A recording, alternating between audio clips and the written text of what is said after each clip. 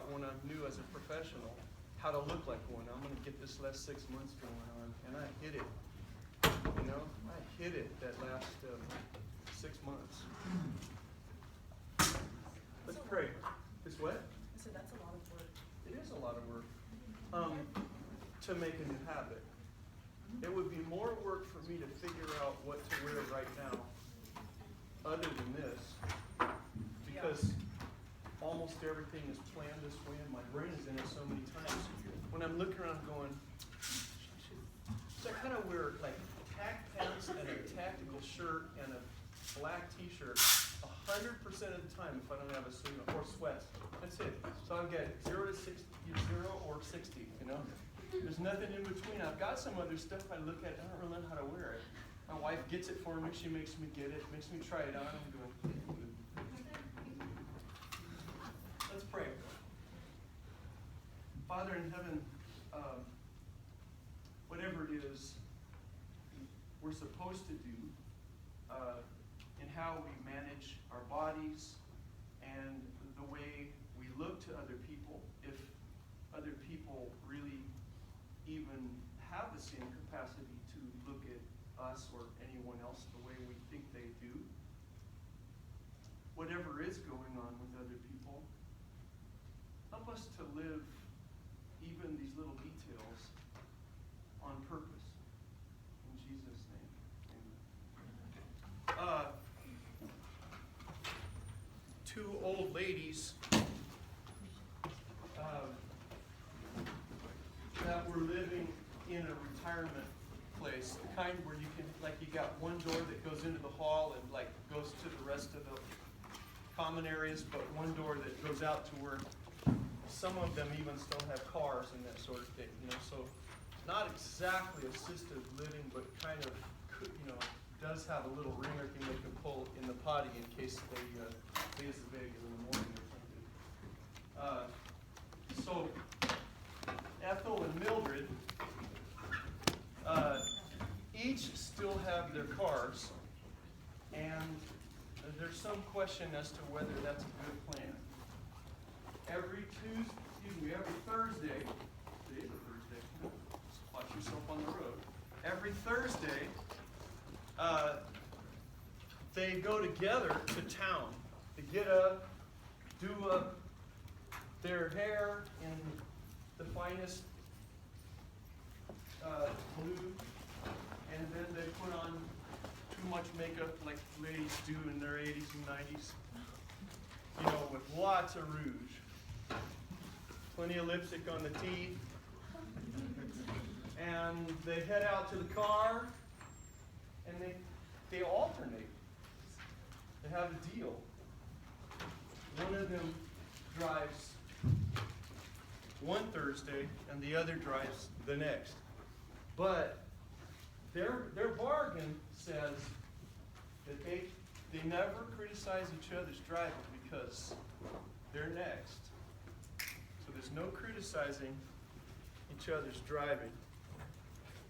So this Thursday, they're heading off to where they can go do some banking, move something from here to there, and then they'll go to the dollar store, and they go to the buffet, where of course they have like a garbage bag in their ample purses. You know, you go to the buffet so you can have enough stuff to get you through Sunday night. So they're all ready to do the buffet the way they always do. And this time, it's Mildred's turn to drive.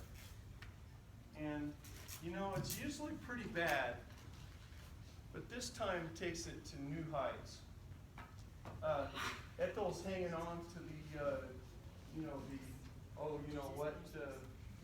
hanger with both hands this time.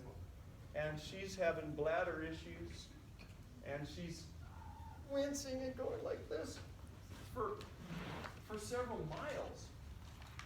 And finally, when she decides that safety is more important than their long-standing bargain, she says,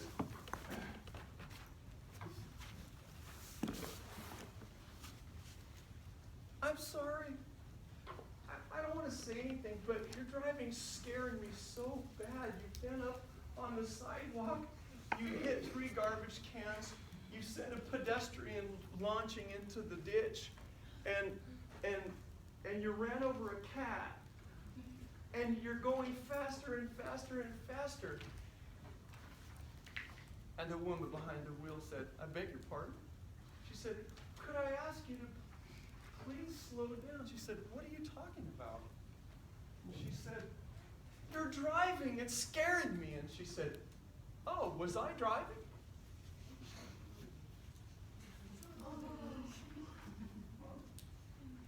That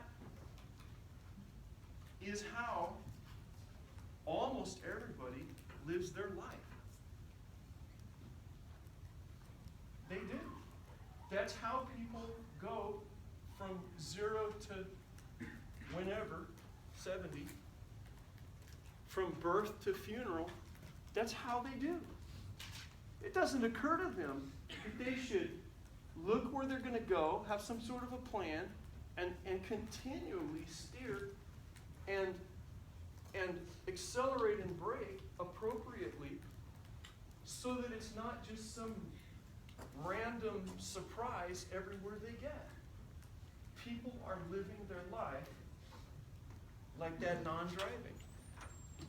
If you're not willing to live on purpose, then instead of you doing life, life will do you. Everybody else that encounters you has a real opportunity. If there's somebody who's driving intentionally and you're not, then it's really easy for them to just thingify you and make you just another resource in their project. And that leads to all manner of unhappiness. Now, that hasn't been as big a problem until quite recently, culturally. It hasn't been such a tragedy because people's lives were relatively decently scripted by just doing what the shape of their culture and family and inherited occupation demanded of them. They could just go ahead and do that, and everybody kind of expected them to do what their parents had done. That there was already a role for that in the community. It already provided all that they needed that they weren't taking care of in their own household. To enough surplus in whatever their craft was to trade with others. And they already had a place to live. It was their family's place. And there's no need to try to wonder if you're ever going to have a place. There's already a place. And then when they get old, it's okay. They're not going to get warehoused somewhere in some institution where people couldn't give a darn other than the minimum wage they're getting to take care of them. They were, of course, going to die probably under the same roof where they were born, surrounded by a family, like when they were born, like their mother was surrounded by family when she was nurturing them when they were small. And that's gone for most people. That's gone. If you don't navigate, you won't stay on the road. You'll get, in all likelihood, a lot of places that you don't want to be. Or you'll get nowhere at all, even though you don't like where you are now. So it matters now a lot that you drive your own vehicle. Period. If you adopt the views of your parents, and you just say, I'll just do what my parents did for a living and I should be fine, you're going to end up with a career that doesn't exist. You're going to end up with a lot of superstitions and proverbs from the family that don't mean anything anymore. You're going to have rules of thumb that don't get you anything, even though they did 20 or 30 or 40 years ago. And a lot of you, most of you, your parents are repeating stuff that they heard from their parents And those people heard it from your grandparents. And those people heard it from your great-grandparents. But society has never been changing faster than it's changing right now. Now there's some adaptation that needs to take place. I mean, up to now. There's been some adaptation. I remember as a kid, some of the transitions, like industrial transitions, resulted in, within a few-year period, quite a number of the men in our neighborhood getting laid off from their jobs. Well, they were flabbergasted. They'd never seen their fathers laid off. Never. They'd never seen their fathers laid off. Their fathers got out of high school, went to work for some company, and were drawing a decent pension that was about the same amount of money as what they were drawing when they retired from the same place. And they had the same benefits that they'd had. The benefits were, no matter what went wrong with you, you went to the doctor and they stinking fixed it. Or it was something medicine didn't know how to fix, and you got dead. And then your union already had a burial option, so it didn't bury your family to bury you. And so these men are like completely identified with their job. I remember that one of my closest friends, his dad got laid off from Aerojet in Sacramento. And I mean, he had trained during high school for that thing. And then he started right after high school. He'd never been to college. And he'd worked his way up to where he was in a little better than middle management. And they were doing well. He always paid cash for everything. They were very generous. They had one car and took very good care of it. Mom never even learned to drive in her whole life. His yard was immaculate. He'd come home. He'd be home by 5:30 every day. And he'd go work in the garden and make the house the nicest looking house on the block. And then this guy comes home one day and's got nowhere to go the next. So he didn't know how to do anything else except his garden. So he looked around for a job doing the only other thing he ever knew how to do, and that was like cutting the grass and pulling weeds and cutting hedges and things like that. And he got a job doing that for the Park Service, and they never had a decent amount of money after that time. They were really in bad shape for forever after that. And he's died now. He just died probably 3 or 4 months ago. His wife died about a year ago. And they ended up pretty much just hand to mouth for the rest of their lives. For 50 years, almost 50 years, they ended up just hand to mouth when they've been doing pretty darn well. Raised 3 kids. Really couldn't afford to send any of them to college, even though they were college material.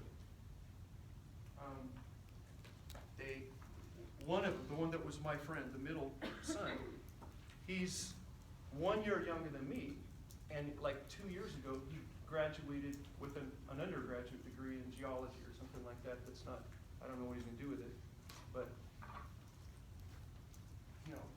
from somewhere.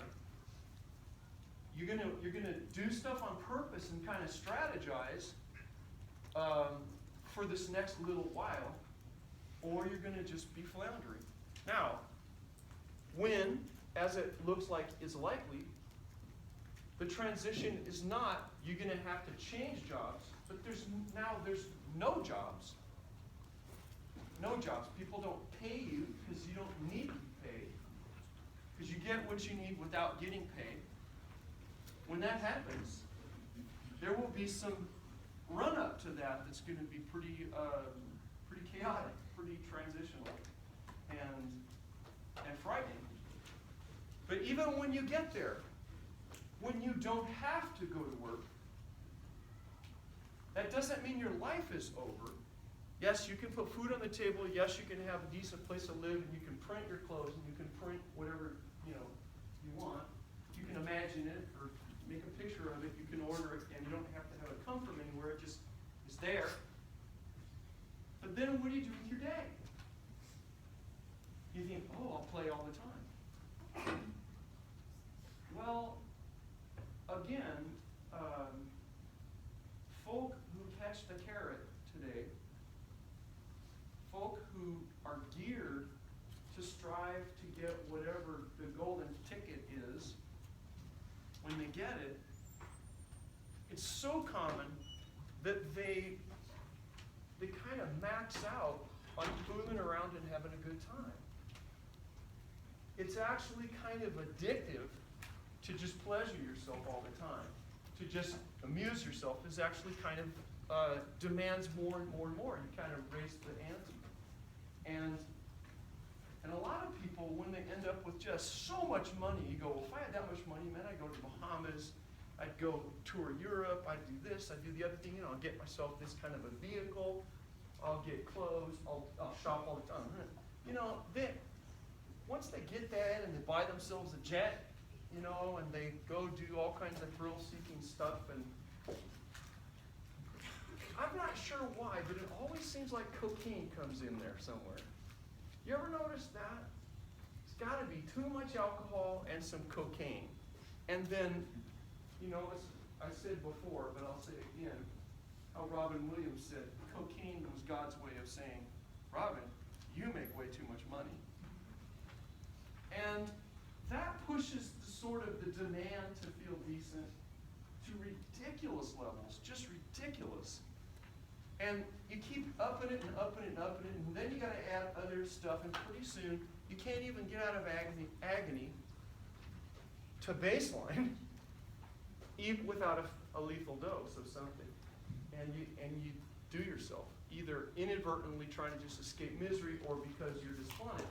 It's just, when you don't have a sense of purpose or anything like that, you don't behave in a way that makes some sort of sense as an organism. And we're not adapted well for that, and we're going to have to find a way to adapt to that.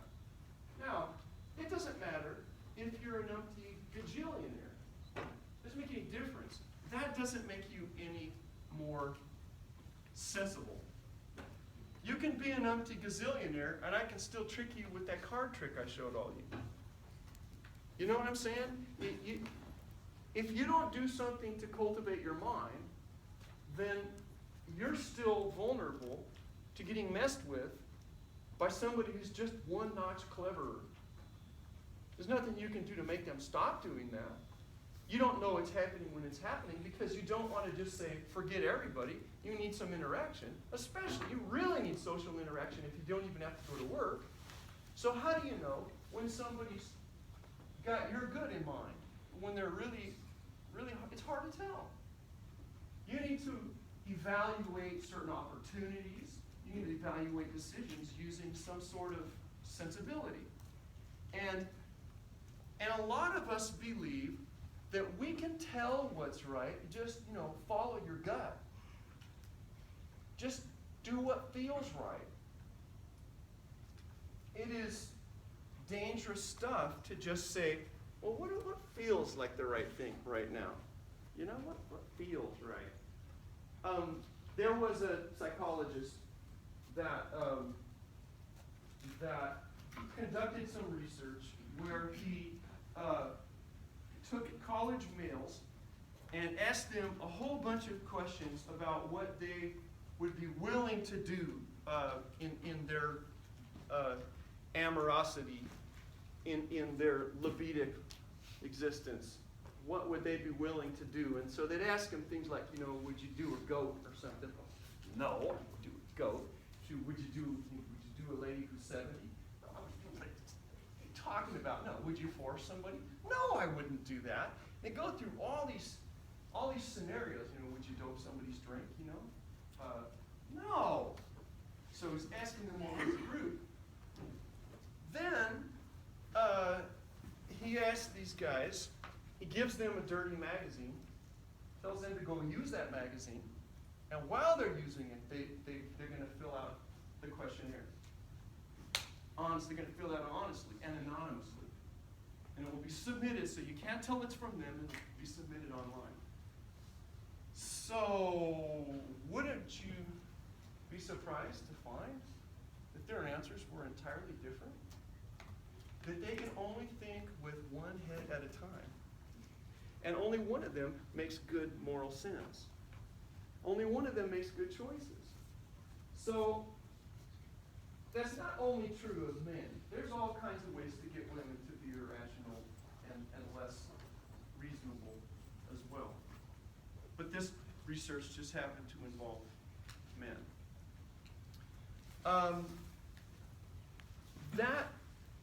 That exercise we kind of opened early in class with the cards. It's a really easy thing to do. If you're not scrupulous, if you're not a benevolent and altruistic person, just kind of looking at the mechanism that I employed there, you could switch some things around and trade something else for a card deck and kind of get out what was going on in people's head, and you could hack that trick to get people to decide things that aren't in their best interest. We're not always able to trust our senses. Are we always able to trust our senses? Have you ever had anything that you see play tricks on you? Your eyes play tricks on you, your ears play tricks on you. It's easy to make something, sleight of hand or to do an optical illusion. There's jillions of those things. You can look at those pictures that aren't they're printed. They're not mechanical. They're just on a piece of paper, and you can see things moving on a picture. Like the rotating snakes and all of that. You've probably all seen optical illusions like that, where you're looking at something that's going, why does that look like it's moving? I know it's not moving. It's a stupid piece of paper. Of course, it's not moving. You hold it. Stop moving. Because it's easy to trick our brain with that kind of stuff. Being rational is not just being without feeling. You can be without feeling and still be really stupid. You can lack both strong reasoning and any kind of intuition. You can lack them both. A lot of times, you get in sort of the stereotyped battle of the sexes. You get, and it's still true in many relationships, as far as we've come in expanding our notions of giving permission and recognition for men and women to function however they want. There's still stereotypes and prejudices that survive, and there are still there's still male-female couples where the man will act haughty and superior because he's so logical, and when they get into conflict, he starts to act like Spock, and you have to just be rational like me. I've seen some memes on YouTube where a guy has a girlfriend who probably in this case is a girlfriend or wife. I don't know which it is, but he probably does have a higher IQ than she does, but his isn't astronomical, that's for sure. And he's taking great pleasure using his cell phone camera to record stuff where he tricks her with a joke, with a brain teaser or something, and then he laughs at her and then puts it online and gets a jillion hits. Really, Loverboy is really a charmer. I'm sure she's endeared by that, and it cements their relationship. But then women sometimes, according to the stereotype, will have a chance to ridicule men because they're unfeeling and uncaring. They don't have any intuition, they don't read people well enough, and this sort of thing. And there may be sort of on an 80-20 ratio. There may be some statistical proof to that, but not universal to be sure. And in each case, each person is subject to huge and important blunders. Now, you can reverse it doesn't have to be a gender thing. There's plenty of men who consider themselves to be quite intuitive and empathic and that take great pride in not being, Vulcan-like. and there's women who are incredible engineers and computer programmers that don't seem to have any feelings. You know, so it goes both ways. But as a philosophy buff, as a person who tips your hat, at least in an introductory way, to philosophy, it would be worth being open to being honest about the particular aptitudes and what they really are, and the particular shortcomings of your mental equipment. Each of us needs to recognize how easily we can get flim-flam, bamboozled. And how often we bamboozle ourselves. Some things are really easy. We know that we rationalize things that we want. If you've ever tried to drop some weight on the scale, first of all, that might not be a good idea. For most people that are trying to do it, that's probably a bad plan anyway. To try to say, okay, I just want to take off weight. There's a few cases where you just need to lose weight any way you can. But that's not usually true. Usually people that are dieting are trying to lose weight as fast as they can. Well, unfortunately, if you lose more than about 1.5 pounds a week, under the best circumstances, you probably didn't lose any fat at all. You lost water and muscle and bone, which is, you don't want to lose, there's no reason to lose muscle and water and bone. You don't want to lose any of that. Hang on to all of that. Much better to put more muscle on and to very gradually change the proportion, the ratio of muscle and fat tissue. But nevertheless, we had this discussion with ourselves where we're going to lose 90 pounds, by summer. We're going to have the beach body that we're looking for, by the time the summer line of trunks comes out, whatever. And so then we're going to eat celery and like shoebox material and stuff, and drink room temperature water. And we've got it calculated because we know that, say, if we weigh, in my case, 200 pounds, it takes about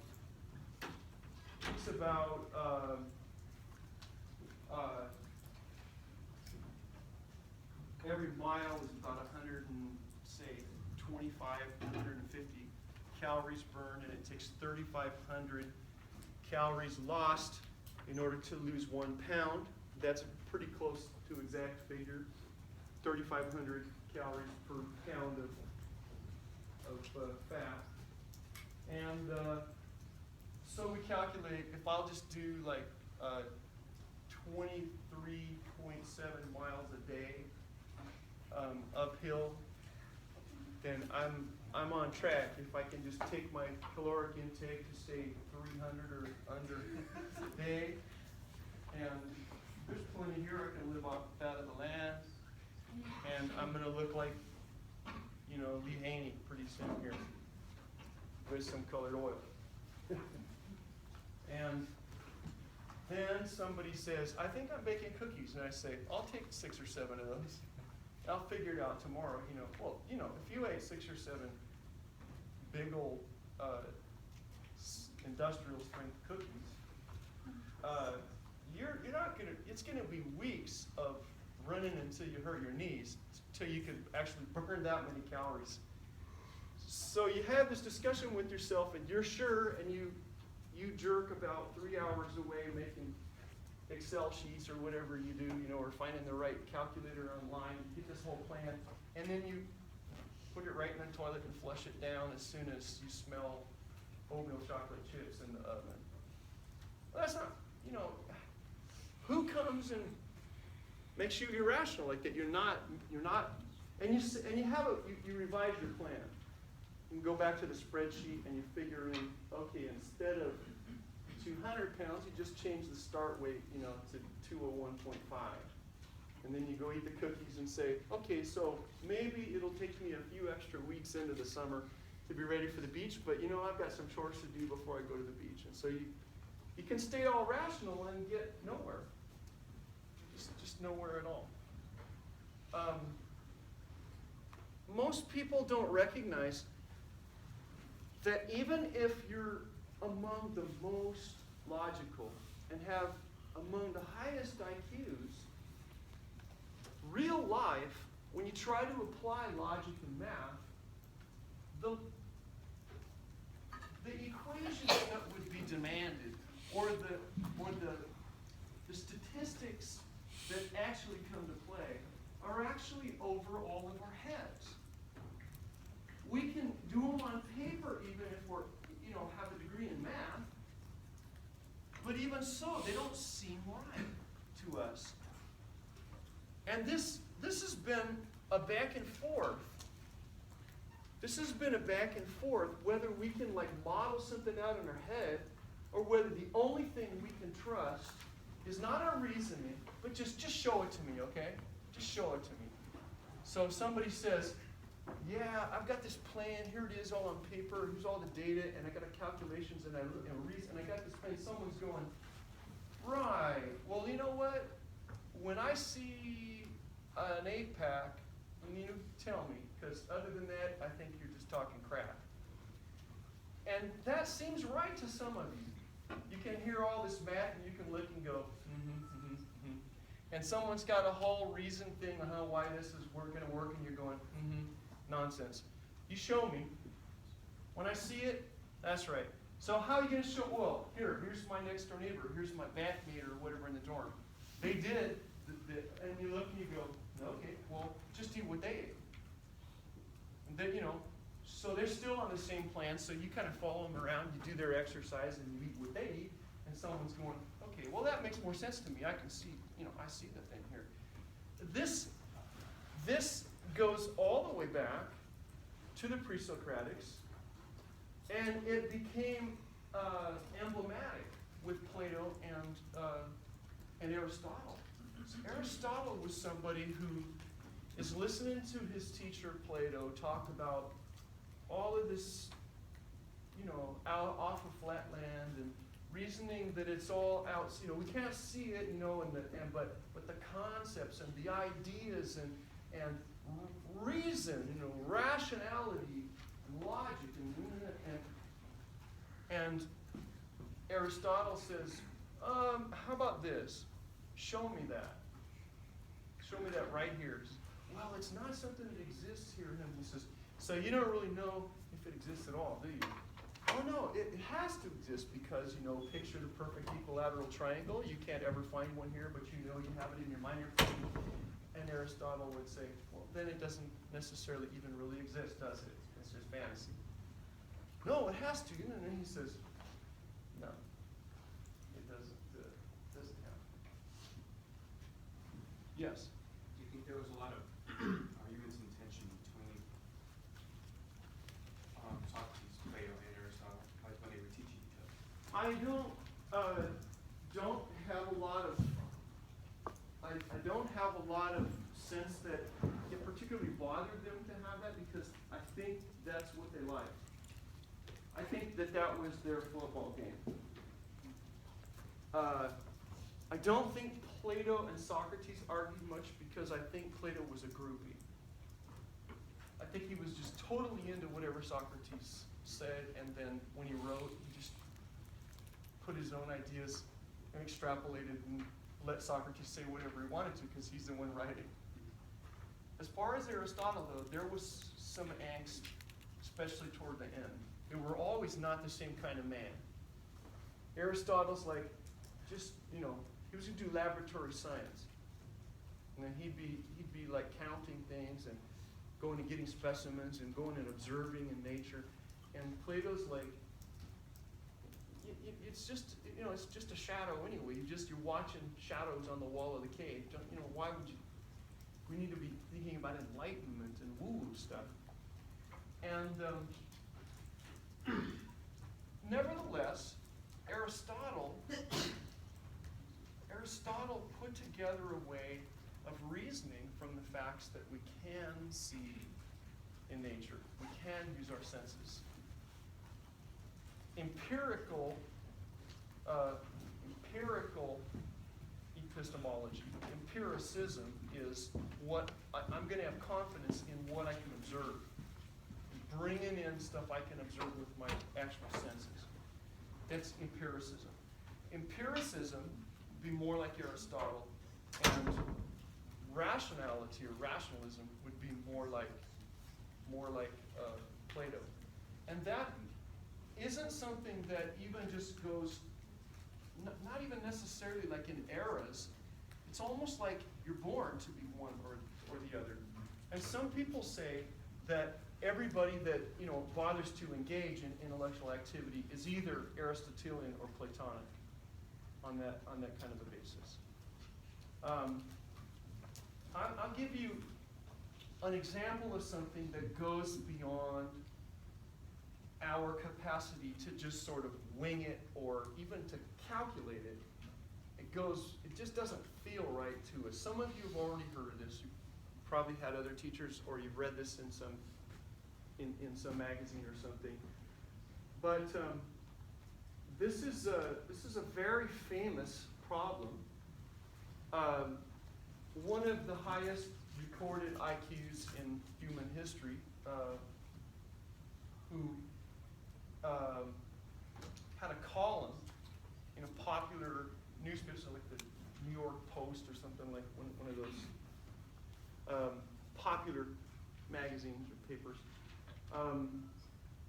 She had her IQ estimated to be like 220 or something, and she actually was, before the category was dropped, Guinness Book of World Records listed her as the highest IQ in human history. She held the Guinness Book of World Records for the highest IQ. Now that it's debatable because the whole enterprise of calculating IQs doesn't go that high, and you have to, you're kind of violating the model to even extrapolate it that high. But there probably weren't any people in the country as high as she was. She's married to the guy Howard Jarvik, who made the first artificial heart, the Jarvik 7. And her name is Madeline Voss Savant, I think. Just brilliant and a great writer. You can see all kinds of YouTube of her talking on different topics. She's still around. People would write into her, and Marilyn Voss Savant. It would have this column called Ask Marilyn in the paper. And so they'd write these hard things. So one thing that appeared in the paper that she gave an answer to had 10,000 people write in to say she was wrong. And 1,000 of them had PhDs. And some of the people that wrote in were some of the most prestigious mathematicians and logicians alive to say Borsmann. And they were all wrong. She was right. The problem is known as the Monty Hall problem. How many have ever heard of the Monty Hall problem? Anybody? You have. The Monty Hall problem is named for the host of the game show that I don't think they have anymore, but you can probably find some footage of its cheesy nature on YouTube. It was called Let's Make a Deal. And yet, any of you ever see Let's Make a Deal? A few of you have. So what they do is they set it up like it's the last trick of the program. There was this 30-minute game show thing, and they let you trade for things you don't know what they are, and they have a box, and they give you, some trinket, and you can trade it up or trade it down, and you have to pick what's behind a door or in one box instead of another. And like at the end, they have big doors, like the size of a 2-car garage, each one of 3 of them, big things with curtains or whatever. And they can have like a Land Rover in there, or a Ferrari or something, brand new Camaro convertible, red, sparkly with white leather upholstery. They had some awesome cars in there. They had like month-long cruises and all first class and everything, and airfare and whole bit. They had unbelievable prizes. They would have 3 of these curtains, But then one of them would be like a bag of marshmallows, and the other would be like a 20-year-old goat or something, you know. It's just like a zonk prize, you know. And so you don't want that crap prize. So what they do is they say that this is the grand finale price for the program, and they let you pick a door, okay, or a curtain. So you pick one, all right, and then the host, Monty Hall, goes to say you pick door number 1 or curtain number 1. Then he goes to number 3 and opens it up, and it's like a bag of Cheetos. It's you know, it's not the goat. It's something like you might actually go, okay, well, Snickers bar or something, you know, whatever. But it's also, you're not gonna need to go down to DMV and register the thing. And you're kind of hoping for the car. And so then he's showing you door number 3, and you've chosen door number 1, but you have no idea about door number 2. And then he says, before we open any more doors, I'm going to give you one chance. If you want, you can switch. So you're faced with, and the question that was in this column was, is it better to switch or to hold with your first opinion? Yes? What? It's better to change. You're right. How come? Okay, so the first time that you choose a door, Yes, you have a 1 out of 3 of getting the right thing. that's correct. And once they show you that one of the doors is a bad price, at that point, if you switch, you have a chance of 50% to get the good price instead of the original 33%. That is you had when correct. you chose for the first time. That is correct. Does that seem right to you all? Makes sense mathematically, but like, it's not like they moved the prize. They're not going to move it. Yeah, so like it doesn't, like it makes sense mathematically, like if it's Yes. generated, but like, it doesn't change the fact that which door it's behind. Like it all doesn't solidify that you still have, your chances are still 50-50 regardless of whether they took away the second door or not. What do you mean The the first- chances the are first 50-50? Cause like, say like you didn't know that it was, Your chances if you don't change are not 50-50. well, it was, okay, so. I know that's the hard part. But there's, Your chances if you don't change but you still have are 2. 33 1/3 to 66 2/3. But they've already eliminated one of the doors. Doesn't matter. It's when you chose it. But as for the sake of picking, like getting the right thing, like Right. it makes sense like mathematically, but like once they eliminated that Let me door, make it mathematical. Let me exaggerate the math. Okay. No, I was just gonna say, like, if he gave you the option to like choose the other door, what if you said like, I choose number 1 again? Then you'd still have 2 out of, like, you know what I'm saying? I know what you're saying, but you were choosing to maintain.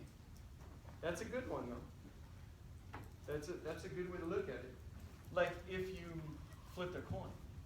Yeah. Well, That's a good one. yeah. because Let me make it exaggerated for you. Let's say that instead of 3 curtains, there were 100 curtains. And you picked number whatever, we'll just call it number 1. And then Monty Hall opened 98 doors, and they all had goats and candy bars. same thing. And so you're left with 2. When you chose, you had a 1 out of 100 chance that you were right. And here's the kicker. He knew not to open the correct door. So the denominator changes because he changed the denominator because he knew and he took one out that he already knew was the wrong one, that changes the denominator. Now, that is not intuitive. It's not intuitive.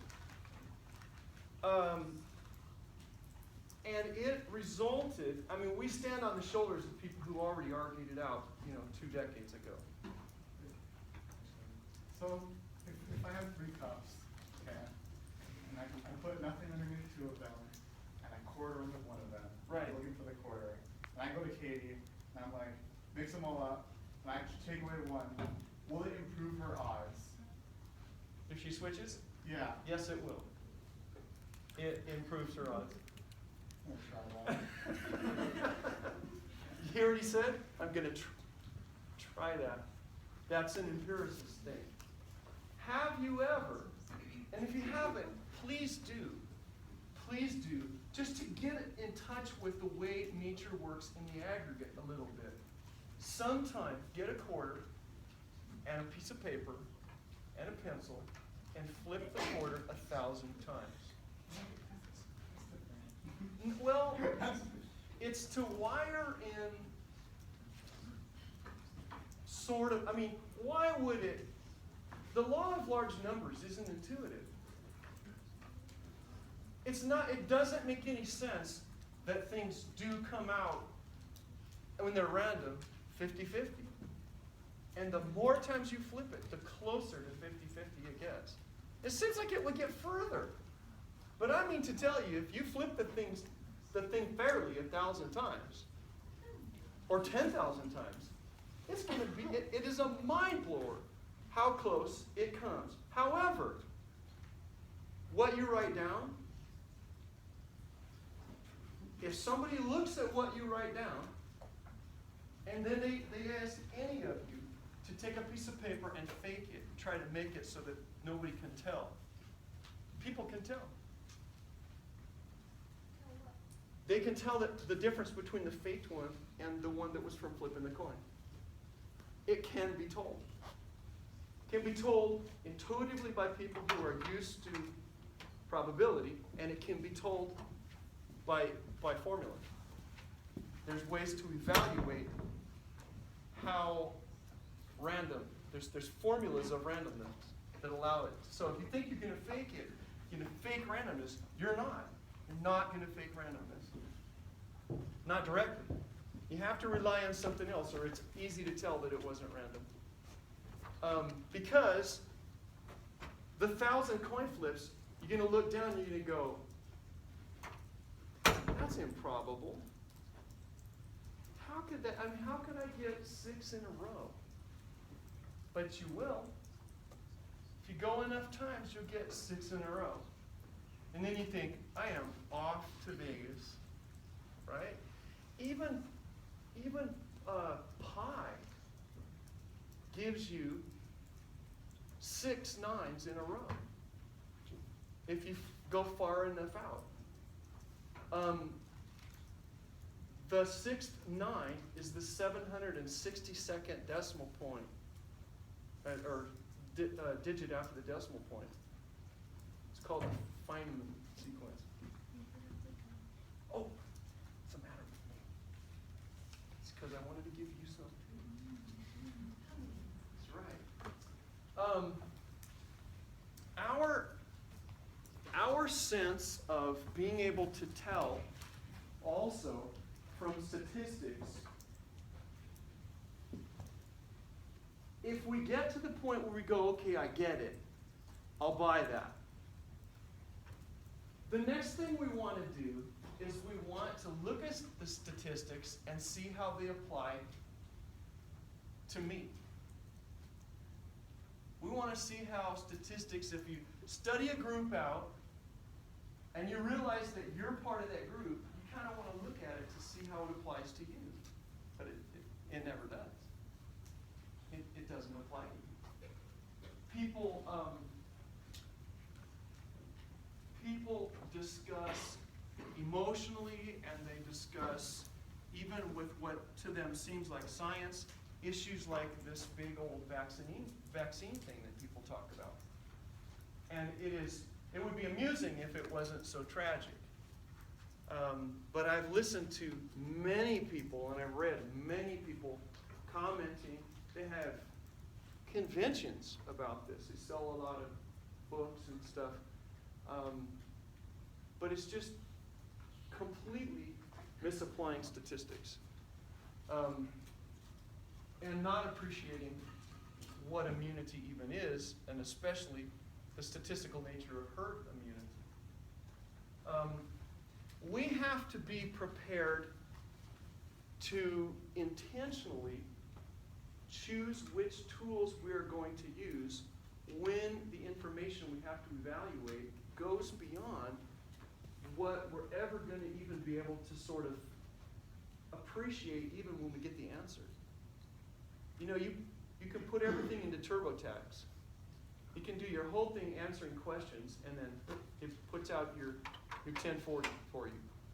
How many of you have ever used TurboTax to do your taxes? A few of you have. You could have taken the forms and gone through without,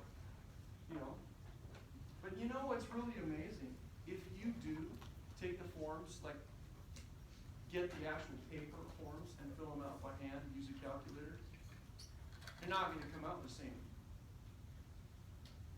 I've tried it. They're not, even simple, even when you're not itemizing, they're still not going to come out the same. But you do all this and it says, oh, do you want to download the recent updates? Yes, of course I want to use yesterday's tax rules so that I get in trouble. And you download all these things and you answer the questions and there it is. And we have confidence in TurboTax. Why? How do we know what it's doing?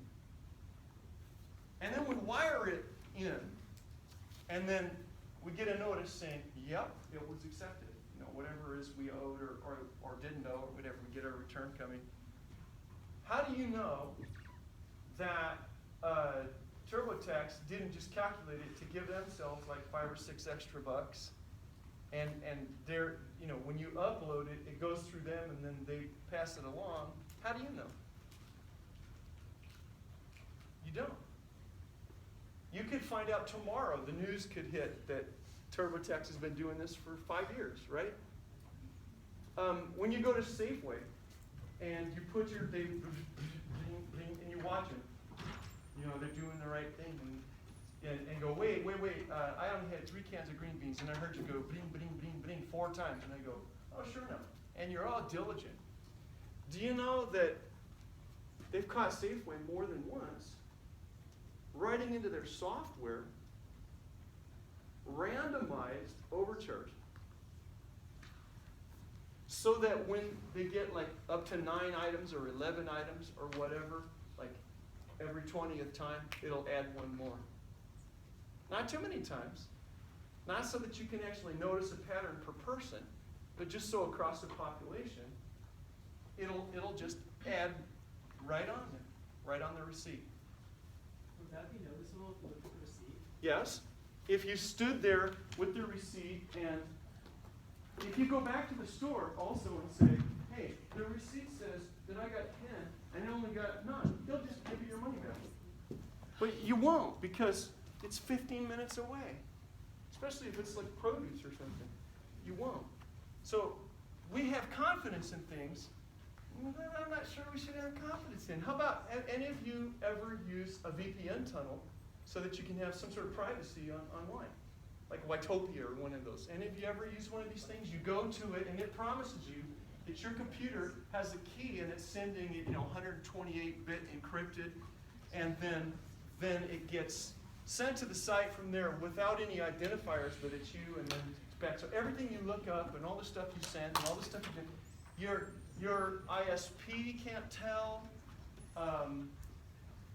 NSA wouldn't be able to tell. And so people have successfully used this. They always stay like 6 months even ahead of China. People, when they go to China, do this in their hotel rooms. And Wytopia has managed to let Chinese people read non-fictitious material about the Dalai Lama right in their Chinese hotel room. Although I'd be a little scared to do that when I was there.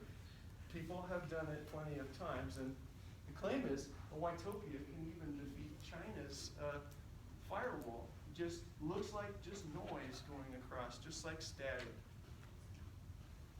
Who's Watopia? How do you know Watopia isn't the NSA? How would you ever know that it's not? You wouldn't. We have confidence in things, but we don't think. We're in the habit of just being in the habit of just taking whatever. Now, we can't afford to just be a bunch of paranoid lunatics. I mean, let's be honest. Unless you got something up your sleeve that I'd never want up my sleeve, you probably, I mean, how interesting do you think you are to the NSA?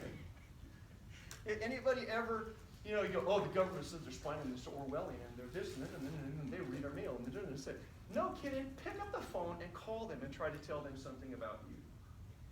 Try to find somebody who even is remotely curious, who will even tolerate, listen, you won't even get past the machines. People have delusions of some sort of significance. It's like, oh yeah, they're monitoring my important calls and they're intercepting my emails where I talk about nothing. People are so scared that nobody wants to spy on them because they're not worth spying on. I mean, think, what do you got that they want? I mean, if you're running a racket or you're planning an assassination or something, you might want to worry about that. But outside of that, it just doesn't, there's no way.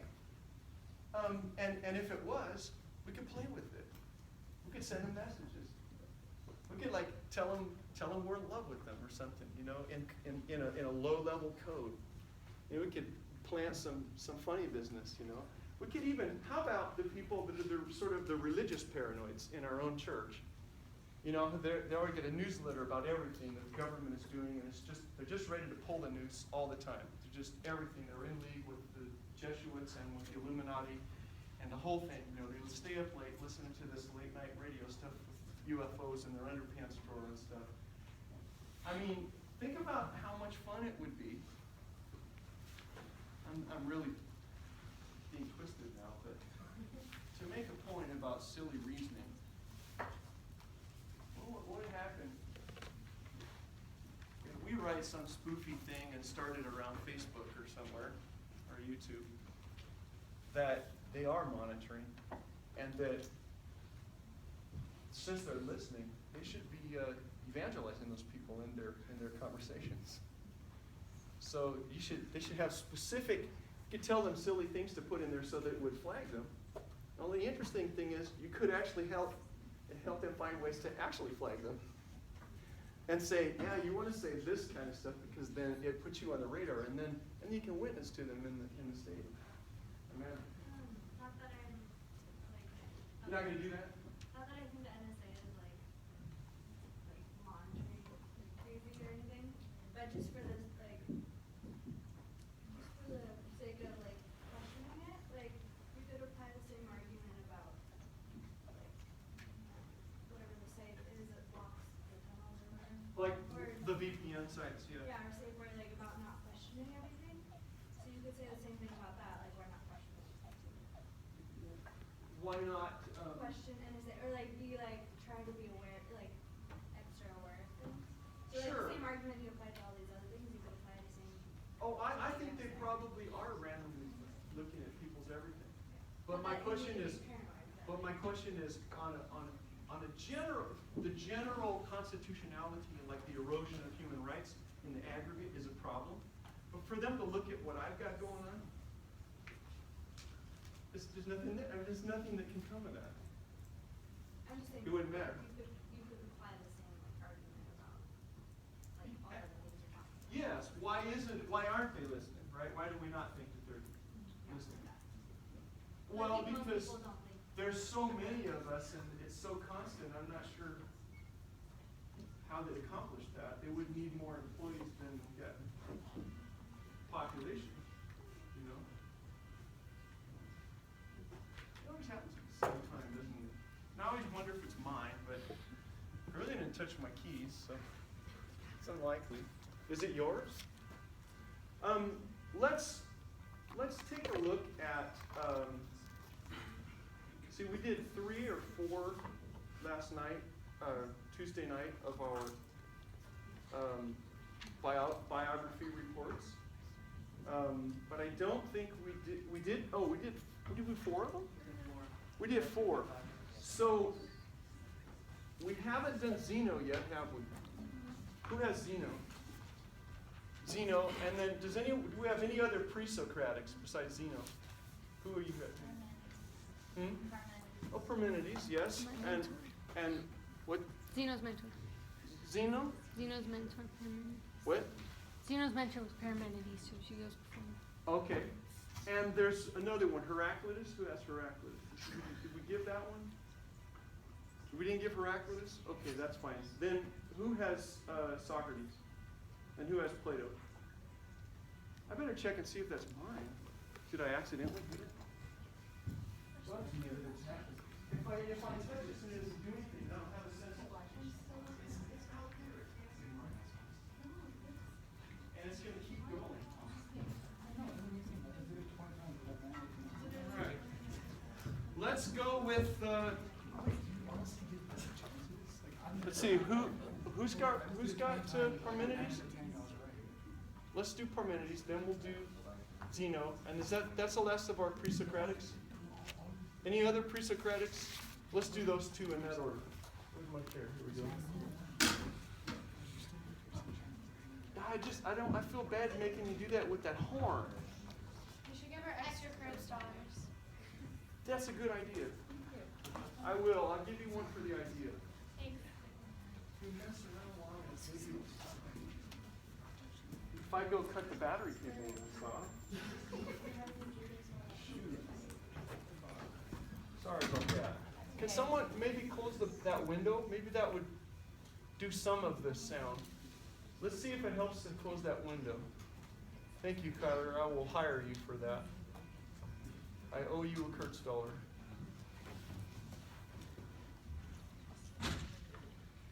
That helped a lot. Thank you. It's totally worth it. You don't have to give her more money now. Thanks. Should I take $1 for her sandwich? Yeah, you should. It was just non-pro-social, right? It was spiteful. Okay, so I did my research on Parmenides of Elea. So Parmenides was a pre-Socratic Greek philosopher from Elea, which at the time was in Magna Graecia. So Magna Graecia is basically the name that was given by the, at the time, Romans, and it was given to the coastal areas of southern Italy. So that's present-day regions of Campania, Calabria, and Sicily. And for the most part, Magna Graecia was populated by Greek settlers. Parmenides was born in 502 BC in today's Velia, Italy. He was the founder of the Eleatic school of philosophy, which was founded in the early 5th century BC. Other members of that school included Zeno of Elea, Melissus of Samos, and Xenophanes. So basically, the Eleatics rejected the epistemological validity of sense experience, and instead they took the logical standards of clarity and necessity to be the criteria of truth. So the main doctrines of the Eleatics were evolved in opposition to the theories of the other early physicalist philosophers. These people explained all existence in terms of primary matter, and they also were in opposition to the theory of Heraclitus, who declared that all existence may be summed up as perpetual change. The Eleatics maintain that the true explanation of things lies in the conception of the universal unity of being. Eleatics believe that the sense itself cannot understand this because the reports of the senses are inconsistent, and they believe that it is by thought alone that we can pass beyond the false appearances of sense and arrive at the knowledge of being. They also didn't believe in creation because they believe that being cannot come from non-being, because a thing can't arise from something that is different from what it is. Eventually, the Eleatic conclusions were rejected by the later pre-Socratics and Aristotle, and their arguments were actually, by Aristotle, and his arguments were actually taken seriously, and those people are generally credited with improving standards of discourse and argument in their time. The single known work of Parmenides is a poem. It's called On Nature, and it survived until today only in fragmented form. Because he was the first philosopher to inquire into the nature of existence itself, he is usually credited as the father of metaphysics. So, since there's not that much information on him, I actually brought his poem, which is called On Nature, translated into English, and I was going to read it to you guys. It's like 10 pages, so I'm only going to read the first page to you. It's really long. So, the steeds that bear me carried me as far as ever my heart desired, since they brought me and set me on the renowned way of the goddess, who with her hands conducts the man who knows through all things. On what way was I borne along, for on it did the wise steeds carry me, drawing my car, and maiden showed the way, and the axle, glowing in the socket, for it was urged round by the whirling wheels at each end, gave forth a sound as of a pipe, when the daughters of the sun, hasting to convey me into the light, threw back their veils from off their faces, and I left the abode of night. There are the gates of the ways of night and day, fitted above with a lintel and below with a threshold of stone. They themselves, high in the air, closed by mighty doors, and avenging justice keeps the keys that open them.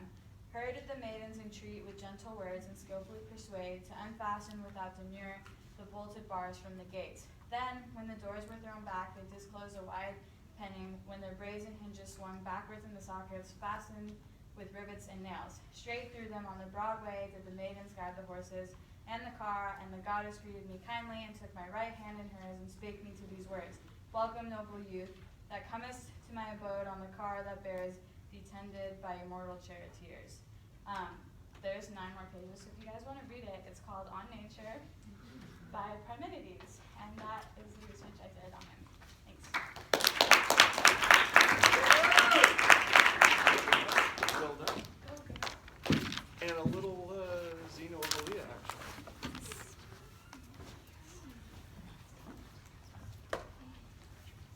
Today I'll be talking to you guys about Zeno of Elea. And Elea came from Velia, which is like the southern part of Italy, like she was saying. And he was born in 495 BCE, and he died in 430 BCE. And he was the first one to show that the concept of infinity is mathematical. Parmenides was his mentor, and he was part of Parmenides' Eleatic school. He's known for his paradoxes, and he could have written a lot, but we only know of 9 or 10 because of Aristotle in Aristotle's book about physics, and Plato also refers to him in his book.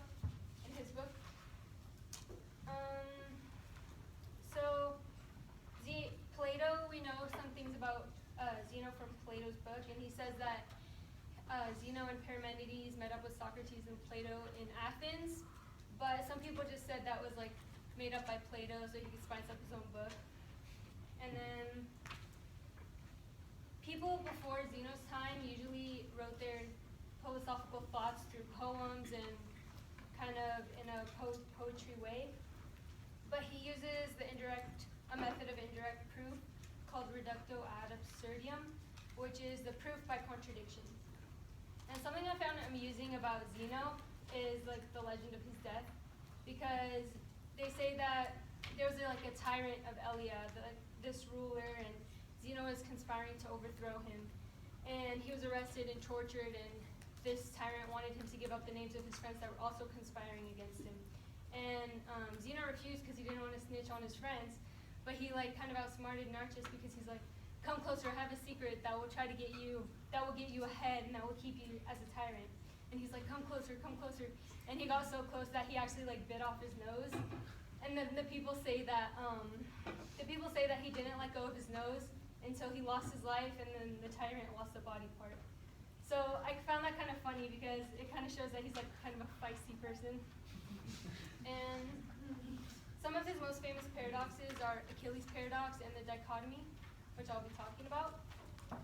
So in Achilles' paradox, Achilles is this really fast athlete, and they're having a race between Achilles and a tortoise, and they give a tortoise the head start. And according to Zeno, like by the time that Achilles tried to catch up with the tortoise will already be ahead of him. And then he tries to catch up to the tortoise again, and the tortoise will already be ahead by then. So Zeno's assuming that Achilles will never catch up to the tortoise and that the tortoise will win the race. because he says that distances and durations can be endlessly divided into transfinite infinity of indivisible parts. So he assumed that there were too many parts to be completed by Achilles. And then Aristotle in his book disagrees with him in his book about physics when he says there are only potential infinities. So the problem with Zeno and Aristotle is that they were both kind of using calculus, but by then calculus wasn't invented because calculus came way after by Leibniz and Newton. So he also has a paradox called the dichotomy, which is basically the same kind of thing where the runner will never reach the finish line. Because to go to half the distance, the runner will have to go half the distance. By then he has to reach half of that, and then half of that, so 1/8. So he's basically saying that he'll never even move from the start position because any motion is impossible, because to even take a first step, you have to take half of that first step. And then to take half of that, you have to do another half. So he's basically saying that it will be divided into infinitely small parts, and then motion is basically impossible.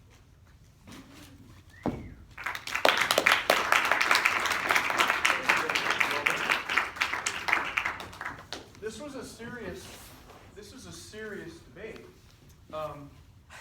and they didn't have the information or the tools to settle it, and so they used various means. This reductio ad absurdum simply means to take your opponent's position and carry it to such a ridiculous extreme that you can see that it can't be possibly true. You carry it out far enough and it won't work. Unfortunately, that method, although we use it all the time today in debate, people use it when they're running for office, we use it in arguing with each other scientifically. One thing that reductio ad absurdum doesn't allow for is that certain things do work reliably within certain parameters. And when you go beyond those parameters, they don't work anymore. Some things work in the everyday world that don't work when you get very small or very cold and they stop making any sense at all. But in the world that we inhabit and normal reasoning, those things are more than adequate to give us a real edge. In this case, as you mentioned, Heidi, the calculus had not been introduced that we know of in human history before. When you hear that doesn't, I mean, let's be honest. How many of you, that really doesn't mean squat when you don't even know what calculus is? And how many of you would say, I really don't even know what calculus is, beyond being a branch of mathematics? You don't even know what it is. The thing about that is, you want to. It might not have anything to do with your major. And you might not even have time, obviously, to take it because your schedule was loaded. But lest you be basically the victim idiot for your whole life, you want to know at least the basics of calculus. Trust me. If you don't know it, then you're just like low-hanging fruit for anyone who wants to take advantage of you. If you ever think you're going to invest in anything, you're going to try to read some journal that talks about science and you don't have any idea what calculus is, unless there's some of it that you're intuiting, which is, it would be pretty lucky if you were intuiting it right instead of wrong. You want to go up on, when you finish college, if you have to wait till you finish college, go to Khan Academy online. It's free. And just do Khan Academy until you've gone past calculus. Just please do some calculus. I was embarrassed at some of my own decisions and some of the things I said as a pastor before taking calculus later on, and then going, oh, all the things that I said that I wouldn't say now about so many things. How many of you have ever taken calculus? Am I exaggerating the importance of calculus? Those of you that have taken it, if you passed, I mean, and you get it. You didn't just take one quarter because your pre-med requires you to. I mean, you have to take a multivariable and you get calculus. I mean, does it not change the way you think about stuff that has nothing to do with math, even? If it doesn't, you better work on it until it does before you start making incisions or anything. Please.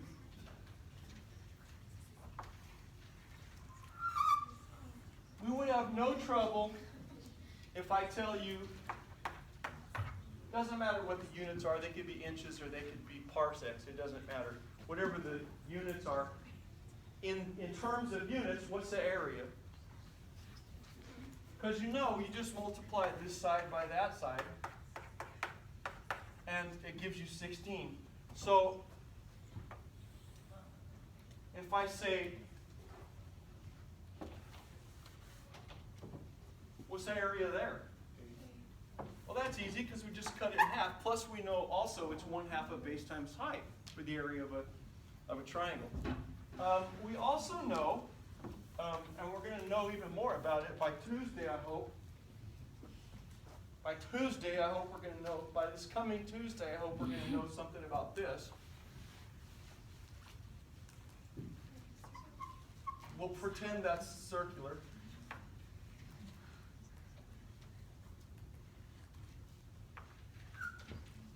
We have a way to calculate the area of that thing, being as regular as it is. We simply say,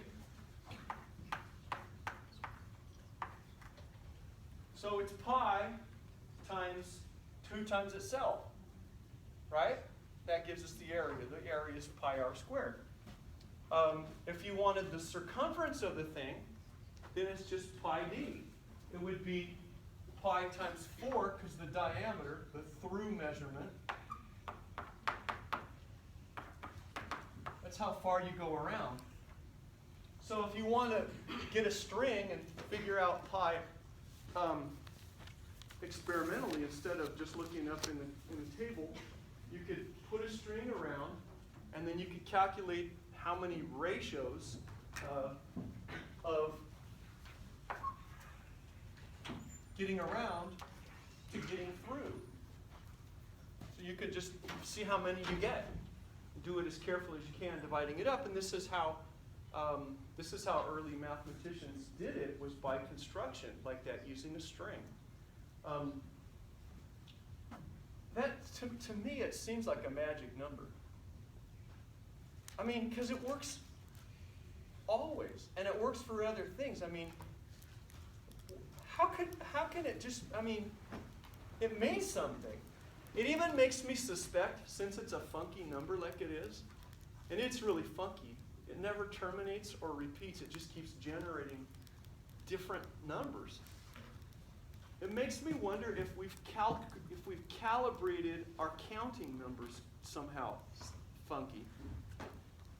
I mean, if anything would come out even, it should come out somehow even. We should have some sort of, we should come up with some sort of a system so that it has, but we haven't been able to figure out how to do that. I don't know whether there's something, I don't know if Pythagoras was right, if there's some sort of divinity there. But if you believe that this universe was designed, if reality itself, if physics was authored, if there's an intelligence that made it all, then math is kind of like the design rules in code. That gives you some access to what kind of mind made the design. That's not trivial or just antique. It's cool. People who are dismissing statements like math is the language with which God has written the universe, the only reason they laugh at that is that they don't believe in God. But if you believe in God, how do you get around not revering mathematics? Which is our best attempts to try to figure out the design codes that came from the designer. It blows my mind. Pythagoras was the first one to think that math was like the design for the. Well, he He's one of the earliest people that we've heard of. But I mean, we have such small little couple of mentions of each of these people. You know, we have that one poem by one guy, and we have only references of other people to another. Socrates never wrote anything. Honestly, there could have been people in every part of the world that intuited all of this, and we just didn't hear it. We have too much confidence in the historic record. Do you know my favorite verse in all of the Bible is the last verse of the Gospels? The last verse in the book of John simply says, and there were many other things which Jesus did, the which, if they should all be written down in a book, the world itself could not contain the volumes which would be written. We have this tiny little nothing that you could read in a morning. You could read the Gospels in one morning. And this is the life of the Creator coming and magically being born a human and then just living for 33 years. And that's all we get. That's it. So of course there's a lot of other things, but how is it that the whole world couldn't contain the volumes? Well, we have some hints there.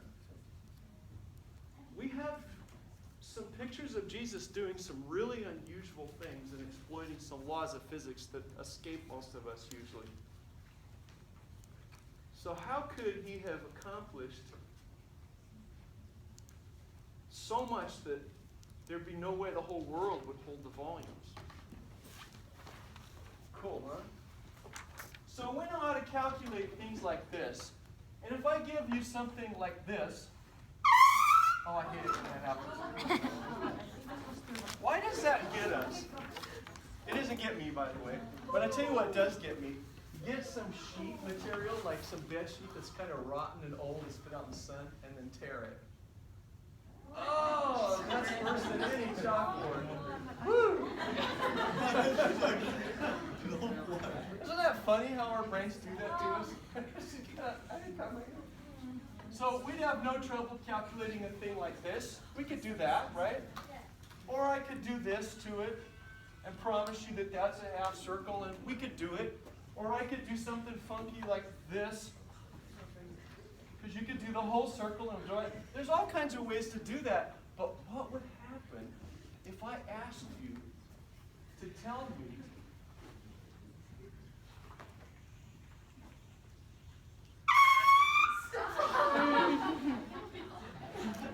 what if I asked you to tell me the area of that? I could say this is like 12, and this little piece here is 2, and that goes up to, say, 10. Whoops, that's a funky 10. How would you do it? How would you get the area? It's just seems impossible to get the area of that. Very hard, right? Well, people have done some tricky things like lay a string out along the whole thing till you go all the way around it, and then join the ends, and then make a perfect circle out of the string, and then get the area of the circle. That would be one way to get the area, wouldn't it? But you can't always do that to things. Sometimes they're too big for string. Or sometimes they're in the sky, and it's hard to get the string up there, between stars and things. We want to calculate areas for things that they're funky, and our 7th grade geometry just doesn't show up. So here's a little trick that they came up with. What if we did this? I draw a tiny little line like that, and I make it super, super close to the other line. Really, really, really, really close to the other line. Okay? And then we calculate the area of that, and we write it down. Okay? Say it was It's 2 high times, say, 0.1. So we've got 0.2 for the area of that. Okay? And you go, that's lame. You could have made that smaller than 0.1. Make it 0.01. Okay, I'll make it 0.01. Then the answer would be 0.02 with a little with it. And what if I got smaller and smaller and smaller? So small that I can't draw it any smaller. And then I did it all the times I needed to get to there. That'd be pretty reliable, wouldn't it? There'd be some problems, wouldn't there? Because how small can I get? The thickness of your line is like taking up half the area. Oh, that's a problem, isn't it? Yeah. Whoops. I'm giving, cool. I'm giving an 18-wheeler there. Pull the trailer off the tractor. It is fraught with some problems, but Newton and Leibniz, apparently independently, but at the same time, look up the 100th monkey if you want to stay awake for a while tonight going, oh, it is not true like that. Yeah, it is. They came up with a way, mathematically, to say, what if the distance from start to, like the base, what if the base was approaching infinitely small? If it was approaching being infinitely small, and then we had a cool, tricky way with a formula way to do it, to add up all of this with this being approaching infinitely small. Now we go back to Zeno, and Zeno said that he didn't believe there was any such thing as actual motion and change. He didn't believe things were moving. Yes? Yes? No, he's just watching the 100 monkeys. Oh, he's doing the 100 monkey. Yeah, that one's a little weird, isn't it? I don't want to watch it. I think it's weird. Ah! Okay, I'll do it for you. I'll do it. In one area where monkeys don't have any cell phones, they have no cell phones, and they have no, like, postal service or anything like that. Monkeys aren't known for that particularly. They don't write letters. They don't even have landlines. They watched monkeys being frustrated because they loved having sweet potatoes, and they'd eat the sweet potatoes, but they didn't like getting sand in them. You ever go to have an egg sandwich or something at the beach, and the sand is blowing, and you go, oh God, I'm chewing sand. That's the end of the sandwich because it gets sand in it. Well, the monkeys don't like the sand either. So they're like, you roll some sweet potato in sand and give it to the monkey, and the monkey's like, what should I do with this? So monkeys didn't know how to cope with that. And they just didn't. They just haven't known. And then at one point, one monkey of a certain species or set of very closely related species, one monkey kind of goes, wait, I know this one. And it goes and does the raccoon thing. Goes down to the water, washes its sand off, and says, I'm having me some sweet potato. Yeah, baby. Now, it's not that unusual. It's not that, yeah, monkeys can say, yeah, baby. But not on the phone. They never call each other. They never do email. Only rarely do they get up on Facebook. So, no Snapchat either. So it's not that amazing if there were monkeys standing there watching and going, oh, I see what you did there. I'm washing the sand off my sweet potato. Uh-huh.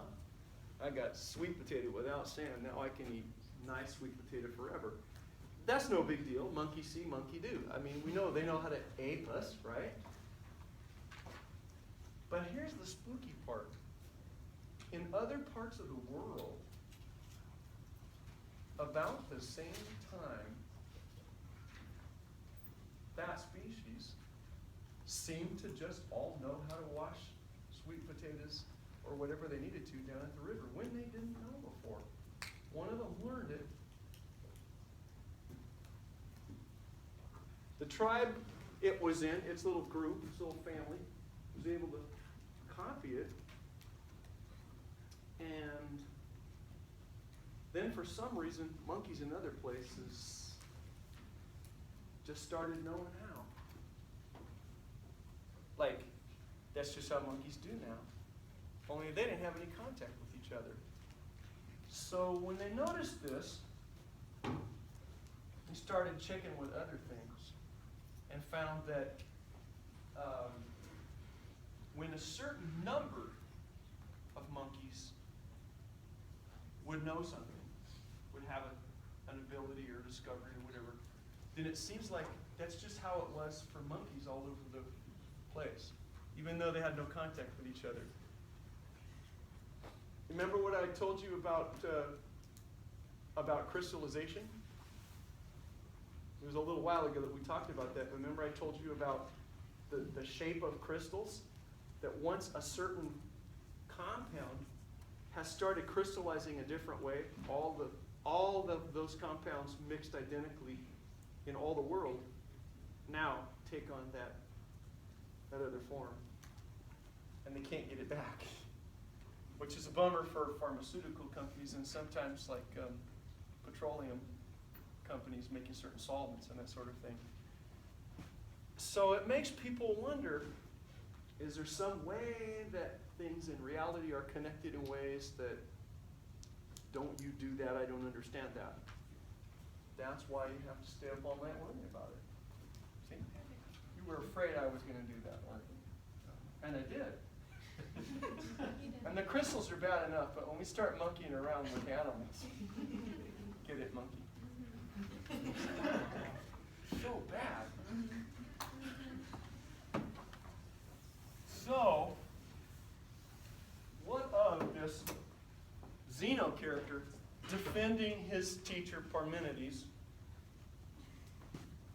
who said, no, there's actually no such thing as change in motion. Remember we talked earlier about this? Did we talk about this? Remember this? If I fill it in and I've got 16 of them instead of 15, how could you move any of them? There's nowhere to move them. So if everything in reality, there's not any places that don't have anything, that don't exist, where you can park things temporarily to move out of the way for something else. Because if there wasn't anything there, there wouldn't be a there. So nothing can actually be in motion because there's nowhere to move one thing so the other thing can move. But what if it was all always in motion? And it wasn't static like this. So they went back and forth.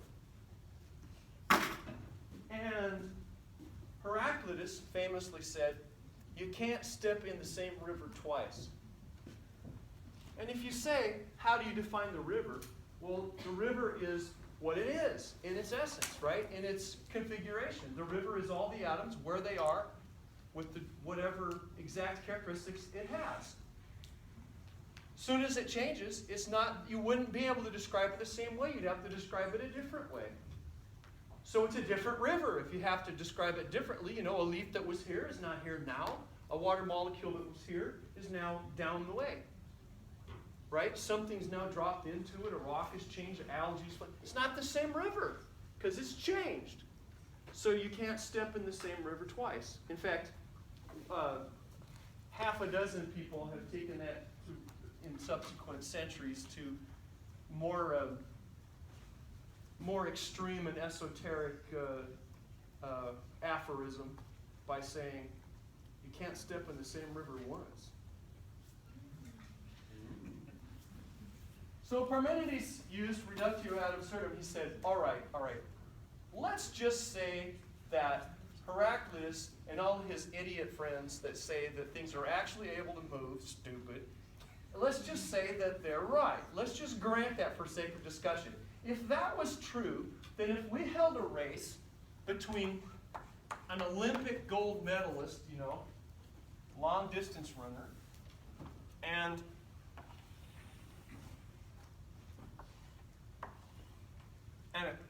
a tortoise, and I really know how to draw a tortoise. Complete with sound. There's my tortoise. If we have a race, but since, tortoises are notoriously slower, we'll give a little head start, okay?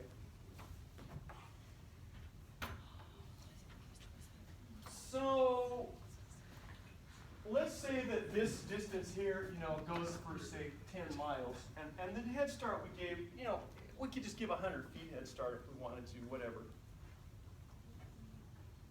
So, in order for Achilles, the Olympic athlete, to run to right where the tortoise is when we fire off the gun, right where we start, doesn't it take a certain amount of time?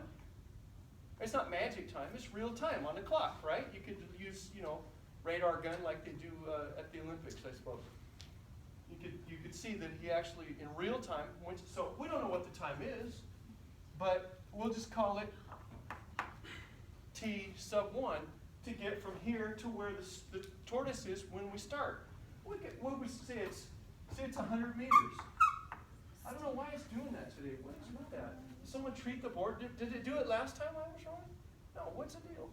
We'll change colors. Maybe it's the frequency of yellow. We'll check. We'll do an experiment, right? The scientific method won't fail us. So in order to go to 100 meters, it takes him T whatever seconds. When he does that, the tortoise isn't there, is it? The tortoise has moved. So say the tortoise has gotten here to say 10 meters, 110 meters. Okay, so now we've got the tortoise here. There's another tortoise, pretty consistent. You can kind of tell it's the same tortoise, only he's a little tireder, he's lost a little shell. Okay? So now, in round 2, we're going to say, okay, they're still running. He needs to now go from 100 meters to 110 meters. He needs to go 10 meters. So he does that. And that time, that takes him, I don't know how many seconds, but we'll call it, T sub 2 for the number of seconds since we don't know. When he gets there, is the tortoise there? No, the tortoise has moved. The tortoise isn't holding still. It has some rate, so it hasn't moved very far. It's here.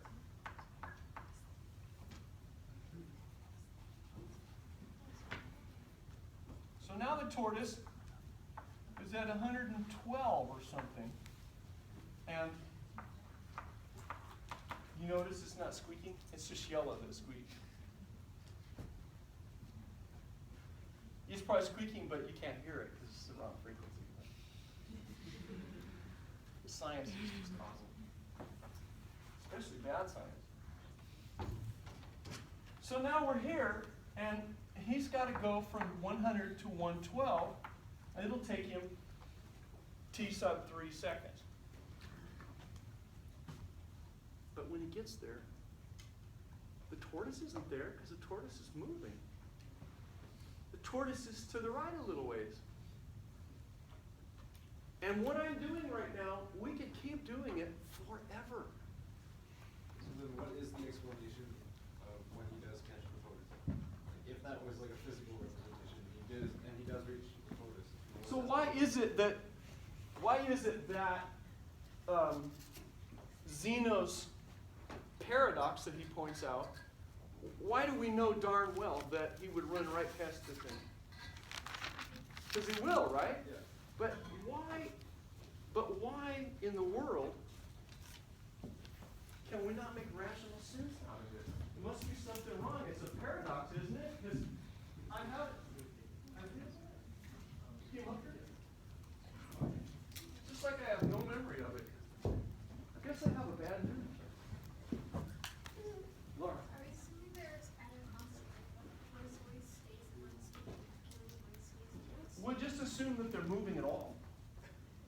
That they never stop. They're actually always moving. Their velocity never goes to zero. Their rate never goes to zero. Wouldn't you think though if Achilles is trying to push orbits that he would want to go faster? Well, they could. Yeah, you could have him speed up or slow down. It's still a real time. He's still not magic. He's not going to get there before he leaves. He's not going to get there at the same time that he left. Even if it's a millimeter, it's still time. He has a rate, and distance equals rate times time, right? And distance divided by rate equals time. So it's always going to be that there's some time goes by. And if some time goes by and this dude has a rate, he ain't there when he is. And it goes forever. I can keep doing this forever. There's no end. And so the question is, how the heck? How do we resolve that? Both calculus and the notion that I was just showing you about what is called the limit, as something approaches zero, it tends to yada yada. The limit is as something approaches something else, just like if you have, pretend that's a straight line, and you have a line that's approaching it because this is asymptotal to our curve. It keeps getting closer and closer. In other words, the distance, as far as you go to the right, the distance is always less, and less and less and less and less and less and less and less and less.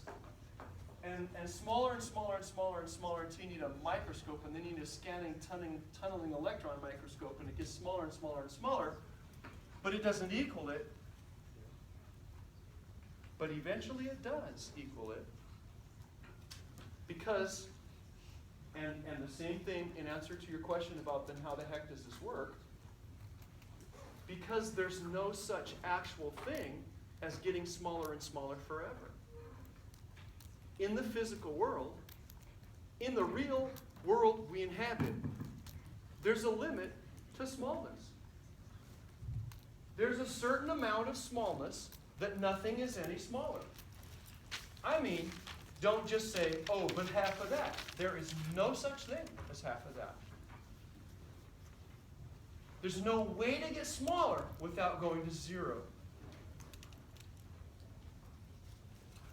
Because reality itself, the matrix that we actually inhabit, that we call the space-time continuum, where you and I live and breathe and have our being, is not indivisibly particulate.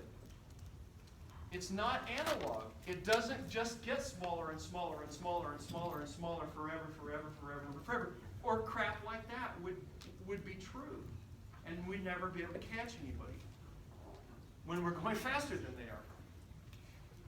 Turns out that just like a pair of corduroy pants or the carpet or printed material that is made up of little dots, reality is made up of little jagged spaces that nothing gets smaller. You go from here, you don't go halfway. There's no such thing. You either stay there or you go to the next one. That's it, period. And that's reality. We even know what the length is. And time is like that too, as we said before. Time is also like that. Yes? What about the human, what about the perceptual moment? Because I know that there's It's the human perceptual moment is very much larger than the Planck scale. Very much larger. In fact, there's not just a human perceptual moment. There's a whole bunch of things involved that we kind of call perception, and you have to define exactly which kind you meant, like which sense and even which eye, and it would be, and it's a little different for different things, but we're sampling at a certain rate, but the Planck scale is minuscule compared to the rate that we're sampling. So each sense has their own like perceptual moment, and each one is like different. For Yeah, each sense has a whole bunch of things you could define as, it depends on how you'd say it about each sense. And it's not the same as other. And there's different places, like, do you mean as soon as it gets to the brainstem where I react reflexively to keep from getting hit, or to hit the brake and haven't even had a chance to think about it? Or do you mean when I go, oh, I'm going to do this, and then I make a decision, or I become aware of it? So at what point? We have first your optic nerves go past the optic chiasm, and they continue around down into some fibers that go to the actual brainstem, and boom, they have you do stuff where basically your eyes can talk almost directly to your spinal cord to get you to do body things that you don't have any choice about. That's why you could hit and hurt somebody that you love when you don't give it a thought. They get you wrong, and you don't even have a perception. When you train a police officer adequately, they are a spectator to the shooting that comes from their hand and their gun. They realize it afterwards. They don't have a thought. They have already fired 10 rounds before they even register that there's a threat. You train them enough, and it becomes a reflex. And so that's why do not play with stupid idiot plastic guns. Oh, mine's purple or mine's pink. Hey, look, I have recovered some firearms that people have meticulously painted with several bottles of nail polish. I don't care what color it is. And I was trained to shoot on it if it's pointing at me, even if it's pink or orange, because pink guns go make the same sound and have the same metal come out the end fast. So don't play with stupid toy guns. If you're going to have a gun, and go somewhere safe to do it. And any of you that think you're ever going to be a warrior or a cop or something, if you're out there practicing laser tag, or you're practicing paintball or any of that, or playing video game gun, what you are doing is making muscle memory that's going to kill you. Because you have to unlearn years of nonsense and then start learning the real stuff, and you're never going to unlearn years of nonsense. You're going to do some of the same nonsense that's tactically ridiculous when you get drafted someday. So if you ever think you might ever defend yourself with a firearm, don't play with toy firearms. Just don't do it, because you got more unlearning to do.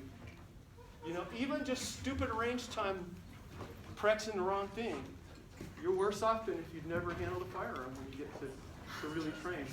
Okay, we'll see you Tuesday.